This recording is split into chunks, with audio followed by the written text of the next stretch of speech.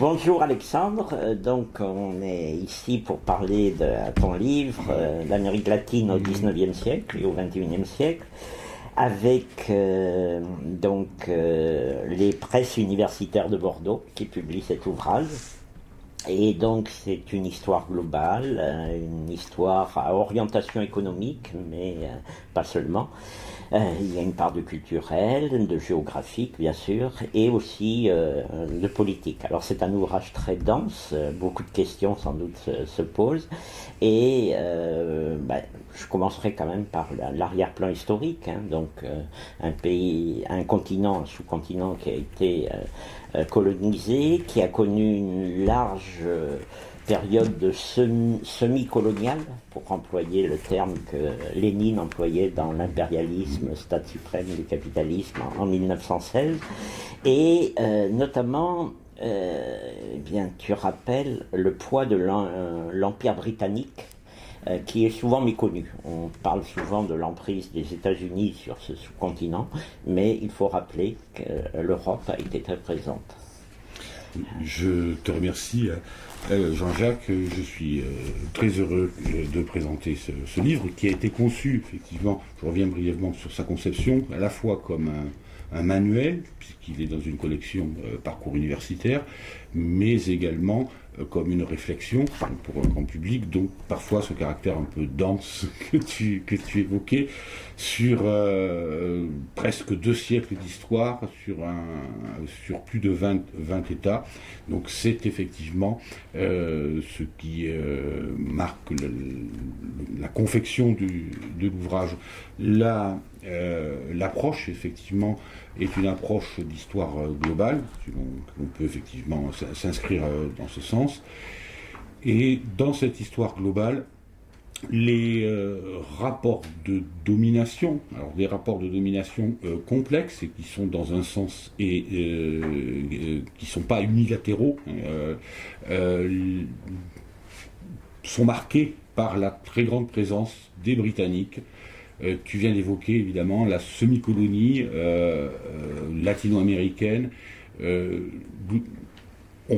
l'Amérique latine, les États latino-américains, particulièrement ceux du Rio de la Plata, du cône sud, étaient et sont toujours considérés comme des sortes de fleurons de ce que l'on appelait l'empire informel des Britanniques, c'est-à-dire au-delà des colonies sur lesquelles les Britanniques avaient installé des drapeaux, des garnisons et des administrations, c'est-à-dire ces vastes régions du monde dans lesquelles ils exerçaient une domination qui était de nature et essentiellement économique. Et l'Amérique latine était un des fleurons de cet empire informel. Elle leur fournissait des matières premières, elle leur fournissait des marchés pour les produits manufacturés britanniques, et elle leur fournissait aussi des terrains, surtout un terrain d'investissement des capitaux britanniques.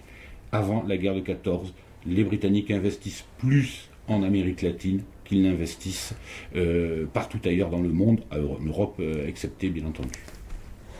Alors, il y a une gageure dans cet ouvrage, c'est de faire le point sur des réalités très différentes. Vu d'Europe, souvent, on parle d'une Amérique latine qui serait une, et tu dis très bien qu'il y a beaucoup de différences, de divergences. Mais bon, peut-être qu'on peut orienter le débat aussi sur les convergences, il y en a. Le caudillisme, par exemple, une terre qui a donné naissance à une expression ô combien célèbre, le populisme, et d'autres expressions comme ça. Alors, quelle est la part, justement, des convergences que l'on peut pointer ? les convergences, elles se situent à plusieurs, il y a plusieurs étages. Alors il y a des convergences, certains types de convergences dans les structures, c'est-à-dire dans l'héritage colonial que les États partagent, d'avoir été des colonies des puissances ibériques, donc Espagne pour pour 19 d'entre eux et Portugal pour le 20e. Ça a donné effectivement une certaine unité, notamment l'unité de langue, en tout cas de la langue parlée au départ parlée par les élites et parlée quand même par une majorité de la population aujourd'hui, y compris les immigrants très très nombreux de la fin du 19e siècle et du début du 20e siècle qui ont assimilé l'espagnol, en Argentine par exemple. C'est évidemment sans doute le principal trait de convergence, leur latinité, dont on pourrait effectivement discuter longtemps, et ça nous a discuté de cette latinité. La deuxième signe de convergence, là qui est un peu moins largement partagé, c'est effectivement le rapport aux puissances européenne dominante, on vient de l'évoquer, avec la Grande-Bretagne et au XXe siècle, alors c'est pas une puissance européenne, mais puissance dominante et ô combien dominante, qui sont les États-Unis. Donc des rapports qui sont donc il y a une sorte de destin partagé et dans les structures et dans l'histoire, ce qui crée régulièrement des aspirations à l'unité, soit l'unité politique, l'unité bolivarienne, bon, plus personne n'y croit réellement, mais en tout cas d'une unité d'action, d'une convergence d'action autour de l'américanisme, de l'ibéro-américanisme, puisque c'est plutôt ce qui est employé, ou parfois, comme dans le cas de Ayatollah Tor, de l'indo-américanisme, mais sa tentative d'imposer la formule n'a pas véritablement pris.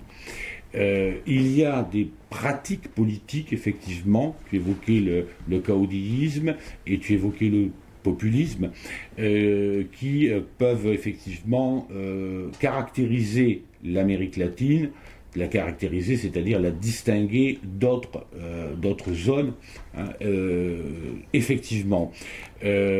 Malgré tout, et j'essaie de le dire, j'espère avoir été compris, il s'agit, que ce soit le caudillisme au XIXe siècle ou le populisme du XXe siècle, avec toutes les guillemets, mais si tu veux on y reviendra après, c'est pas lié à une essence latino-américaine, hein, c'est lié au jeu combiné, complexe, hein, entre l'héritage des structures et le jeu des acteurs, des différents acteurs dans les différents États à certains moments, puisqu'il y a des États où, par exemple, le caudillisme a été relativement peu, semblait être prendre que de manière modérée, et puis une génération ou deux générations plus tard, on voit arriver un caudillo de manière un peu étonnante, alors que l'État d'à côté, qui semblait donc destiné à être sous une domination d'hommes forts, d'hommes providentiels, tout d'un coup essaye de réinventer des types de représentativité politique plus ouverts. Donc c'est véritablement l'histoire de chaque État qui compte. Alors parmi les structures fortes et parfois communes, pas exactement, mais il y a le jeu des classes sociales. Et alors on pourrait parler des classes moyennes, par exemple, dans le jeu. La bourgeoisie locale, nationale, qu'on appelle souvent dans le langage politique sud-américain les oligarchies. Et ces oligarchies basées sur une économie d'exportation ont souvent joué un rôle un peu cosmopolite et peu enclin à un développement national réel. Donc cette combinaison classe moyenne, oligarchie, est-ce que tu peux en dire un mot ? C'est sans doute à un certain niveau d'analyse le trait le plus distinctif de l'Amérique latine par rapport, par exemple, à l'Europe, pour prendre un continent qui nous est familier. L'héritage structurel du XIXe siècle, au XIXe siècle, l'héritage de longue durée, la combinaison de cet héritage avec les possibilités de développement, le terme n'existe pas au XIXe siècle, mais de relative prospérité économique telle qu'elle se donne à cette époque-là, c'est-à-dire une insertion du continent, de certains territoires en tout cas, dans l'économie monde britannique, effectivement, offre des opportunités aux oligarchies, quelles qu'elles soient, aux oligarchies évidemment commerçantes, type bourgeois, ça semble évident, mais aussi aux oligarchies latifundiaires qui, pour une bonne partie évidemment, se spécialisent leur production pour l'exportation. Donc ces oligarchies sont directement en prise avec la mondialisation dès le XIXe siècle, beaucoup plus que les classes possédantes européennes, sauf évidemment les Britanniques pour des raisons évidentes, et les Français également, parce que ce sont, comme vous le savez, de grands exportateurs de capitaux, mais les autres classes possédantes sont plus nationales, avec une politique qui est plus nationale. En Amérique latine, leur liaison très nette avec la mondialisation implique d'une certaine façon que leur nationalisme est véritablement superficiel, véritablement plus d'intention que de réelle préoccupation. Il n'y a pas en Amérique latine ce qui s'est passé en gros, ou sauf exception un peu en Uruguay par exemple, mais sinon cette grande histoire de l'Europe du début du XXe siècle, qui est effectivement de nationaliser au sens construire une nation avec toutes les classes sociales. Ça se fait pas. Et les classes moyennes sont radicalement, soit il n'y en a pas, comme en Amérique centrale, soit dans les pays où il y en a, comme en Colombie. Et il suffit d'y aller en Colombie une dizaine de jours, une quinzaine de jours, tu le sais, pour le voir immédiatement dans la rue. La rupture entre les classes moyennes et, pour le dire rapidement, les classes populaires, et c'est un gouffre, c'est un vrai gouffre, beaucoup plus qu'en Europe. Alors oui, tu soulignes cette mondialisation, et il y a une économie monde. Alors tu parles de division du travail, division de l'économie qui commence au XIXe siècle. Au XXe siècle, il y a eu cet aspect aussi particulier de laboratoire d'un certain libéralisme dans plusieurs pays, et la stratégie du choc qu'évoque Naomi Klein, par exemple, a été expérimentée au Chili, en Argentine, de manière particulière. Donc là encore, on voit cette dépendance de l'Amérique latine face à cette économie monde. Oui, l'histoire, globalement, il y a 3 temps. Il y a le temps où l'Amérique latine, où les États latino-américains sont pleinement insérés dans la mondialisation du XIXe siècle, c'est comme ça qu'on désigne maintenant cette époque. Il y a les décennies centrales où, dans un certain nombre d'États, pas dans tous, pas dans les petits, pas en Amérique centrale pour des raisons évidentes de non-autonomie politique et pour des raisons évidentes également de marché, mais pas également. Il y a un pays riche où la politique nationale populaire évidemment ne peut pas se développer, c'est l'Uruguay pour une question de marché. Les autres États, le Mexique d'abord, l'Argentine ou le Chili, dans les décennies centrales, globalement, essaient d'adopter des politiques dites globalement d'industrialisation par substitution des importations, c'est-à-dire avec des développements autocentrés. Cette époque donne d'assez bons résultats sociaux, des résultats, toutes choses égales par ailleurs évidemment, des résultats économiques qui peuvent être discutés, on ne va pas entrer dans le détail, mais qui à mon sens sont loin d'être déshonorants, présente effectivement un certain nombre des signes d'essoufflement au début des années 70, mais globalement a donné des résultats. Ce qui se passe aux années 70, c'est que s'appuyant sur ces signes et sur certains types de conséquences sociales de cette époque-là, c'est-à-dire un développement de certaines classes moyennes un peu sur le modèle européen, c'est-à-dire articulées aux classes populaires, on a des réactions politiques très fortes, vous les connaissez tous, l'Uruguay, le Chili, l'Argentine, c'est-à-dire dans les 3 pays les plus riches. Le Brésil aussi. Oui, le Brésil, ça c'était en 64, et évidemment, également un pays riche, enfin, d'une certaine façon, et déjà au Brésil en 64, et surtout là avec une étonnante contemporanéité, quasi-contemporanéité, hein, Uruguay, Chili pratiquement dans la foulée, quelques mois après, et quelques années après, l'Argentine, où effectivement des dictatures militaires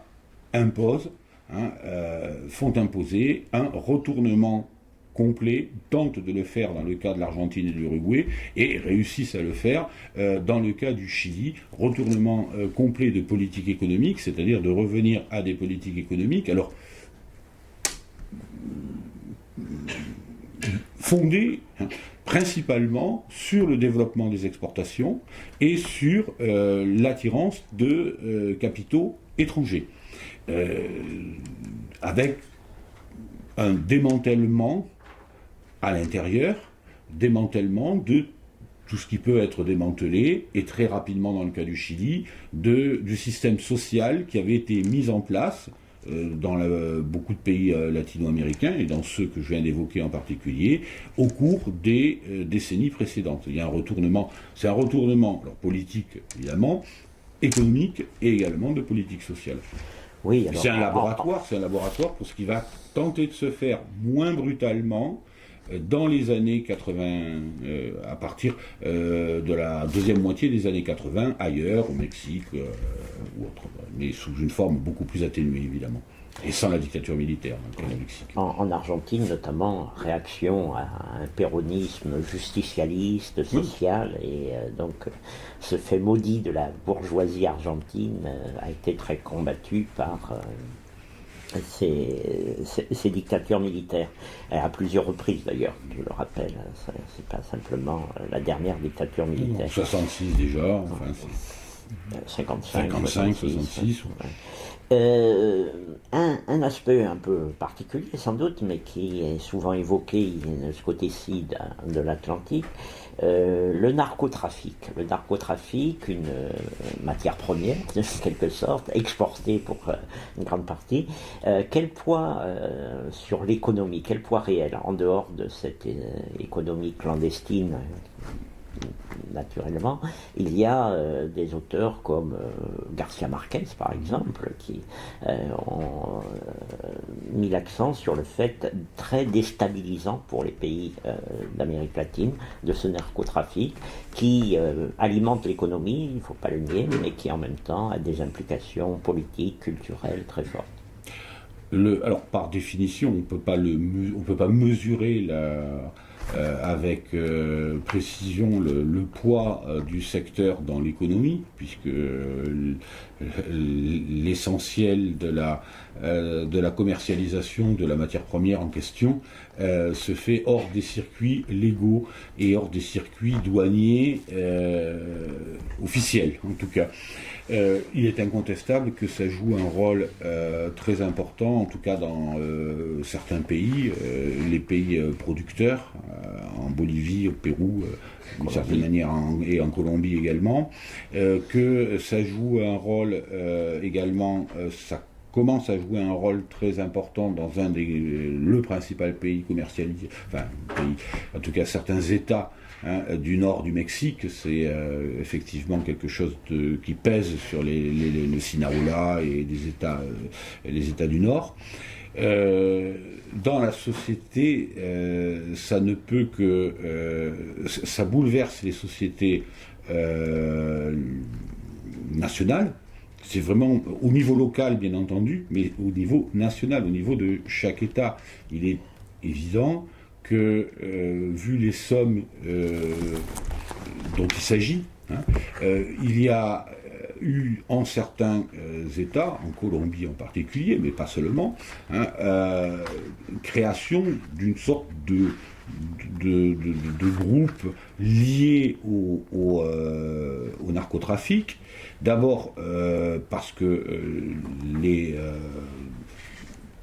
d'une part dans les classes populaires pour les exécutants, mais également avec les classes possédantes et les élites, puisqu'un certain nombre, c'est de notoriété publique, un certain nombre ont des relations avec ont eu des relations avec les narcotrafiquants. Et puis la création d'une alors c'est pas une classe sociale, mais d'un groupe social particulier qui sont les élites nées du narcotrafic, puisque effectivement maintenant c'est sur 2 générations et demie, leurs enfants réussissent à s'insérer doucement selon le niveau d'absorption des sociétés considérées, mais s'insèrent effectivement dans les élites normales des pays considérés. Et je parle là des grands pays, enfin des pays qui sont grands. La question du narcotrafic dans des États comme le Salvador, par exemple, c'est encore autre chose, puisque là c'est de l'existence même de l'État qu'il s'agit, quoi. C'est la persistance même d'un appareil d'État qu'il s'agit.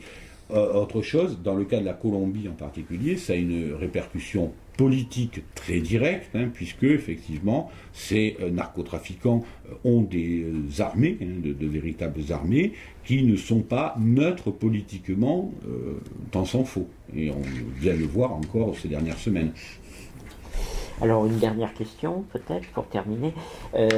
Tu évoques dans la bibliographie un ouvrage célébrissime qui a été beaucoup lu, celui d'Eduardo Galeano, qui les veines ouvertes de l'Amérique latine, qui était une synthèse aussi. Alors une synthèse non pas savante, plus romantique ou subjective, mais qui a été mobilisatrice pour nombre d'intellectuels sud-américains et au-delà, dans leur vision de cette zone. Aujourd'hui, que reste-t-il quand même du tableau qu'il dressait et comment on peut le réévaluer, le réinterpréter sans peut-être jeter tout le livre avec le Certainement pas. D'ailleurs, effectivement, je le cite et je lui fais une place à part, puisque il n'est pas cité dans la liste de la bibliographie comme les autres ouvrages. D'abord parce que sa nature est un ouvrage particulier. C'est un écrivain, c'est un homme de lettres qui s'est emparé de l'économie politique et de l'histoire et de l'économie politique historique. Comme au vu de ce qu'il comme engagement politique, très nettement. Tu l'as dit, je ne reviens pas là-dessus, il a beaucoup marqué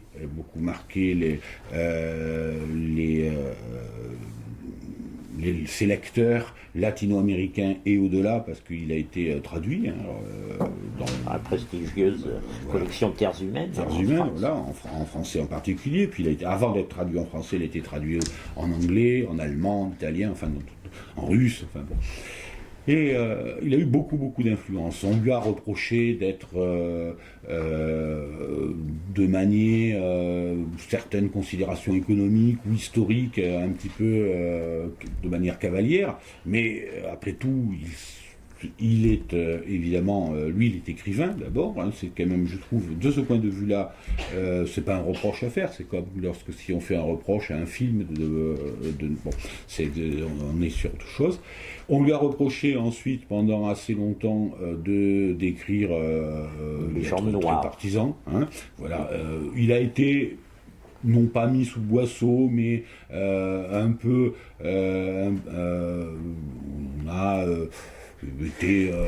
On l'a beaucoup moins évoqué pendant toutes ces décennies domination libérale, il faut dire les choses comme elles sont, et plutôt disons, moins anti-impérialiste que la période précédente. Aujourd'hui, il retrouve une certaine vigueur, avec évidemment les situations sont plus tout à fait les mêmes, mais en même temps, la grande fresque qu'il donne, puisqu'il part depuis le début, depuis l'arrivée de Colomb, reste dans l'ensemble juste. Et la manière dont il le fait, il a, à mon sens, un peu trop tendance à considérer que les extrêmes inégalités sociales de l'Amérique latine, puisque c'est de ça qu'il s'agit essentiellement, et la violence politique de l'Amérique latine est due, ou ne serait due qu'à des causes exogènes. Voilà, qu'à des causes exogènes, aux colonisateurs d'abord, aux Anglais ensuite, aux États-Unis après. Il n'exonère pas les oligarchies locales, mais dans l'insistance qu'il met sur le fait impérialiste, la responsabilité essentielle des oligarchies locales et des classes possédantes, en fait tout simplement des classes possédantes latino-américaines, s'en trouve réduite.